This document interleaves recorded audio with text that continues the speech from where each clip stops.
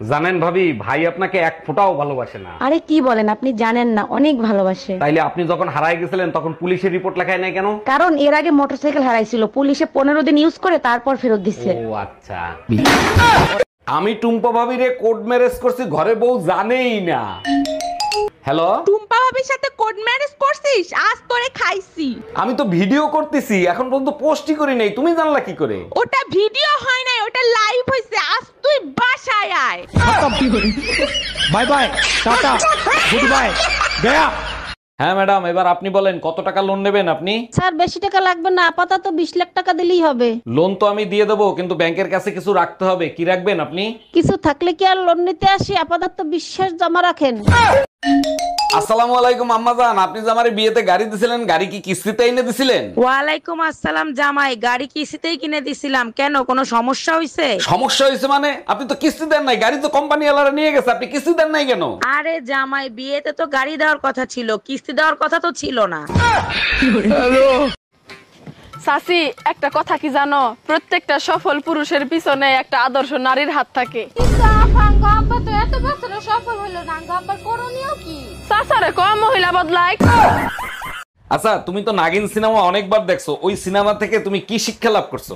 ওই সিনেমা তো কাল্পনিক ছিল, ওর সাথে তো বাস্তবতার কোনো মিল নাই। মিল তো অবশ্যই আছে, তুমি বুঝতে পারো নাই, সেটা তোমার ব্যর্থতা। ওই সিনেমার মূল কাহিনী ছিল নায়িকা ইচ্ছাধারী নাগিন হইতে পারতো। গজব বেইজ্জতি। এই, কালকে তোমার ড্রাইভিং পরীক্ষা যা যা শিখাইছি মনে আছে তো? তুমি যা যা শিখাইছো সব মুখস্থ করে রাখছি। আচ্ছা বলো তো, তোমার গাড়ির সামনে তোমার শাশুড়ি আর তোমার ভাই যদি আসে তখন তুমি কি করবা? এটা তো একদম সোজা, অবশ্যই শাশুড়িরে মারবো। কতবার শিখাইছি, ব্রেক করবি একটা। শোনো, তোমার রিপোর্ট আসছে, তোমার একটা কিডনি নষ্ট হয়ে গেছে, ওটা ফেলে দিতে হবে। বলো কি, সর্বনাশ হইছে, এখন আমার কি হবে? কি আর হবে, ছোট্ট একটা অপারেশন করবে, একটা কিডনি ফেলে দিবে, একটা কিডনিতেও মানুষ বাঁচে। আরে সেটা তো আমিও জানি, কিন্তু এখন অপারেশন করার এতগুলো টাকা কোথায় পাবো? ডাক্তারের সাথে আমার কথা হয়েছে, আইফোন 17 দিবে, সাথে অপারেশন ফ্রি। আসলে সুখে থাকতে বেশি কিছু লাগে না, কিন্তু কতটা সুখে আছি এটা সবাইকে দেখানোর জন্য অনেক খরচ হয়।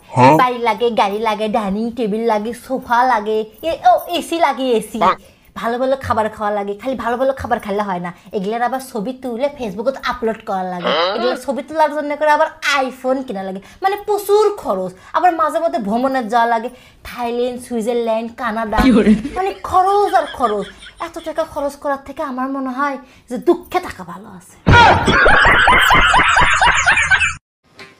সাসি, একটা কথা কি জানো? প্রত্যেকটা সফল পুরুষের পিছনে একটা আদর্শ নারীর হাত থাকে। সাসারে কম মহিলা বদলায়।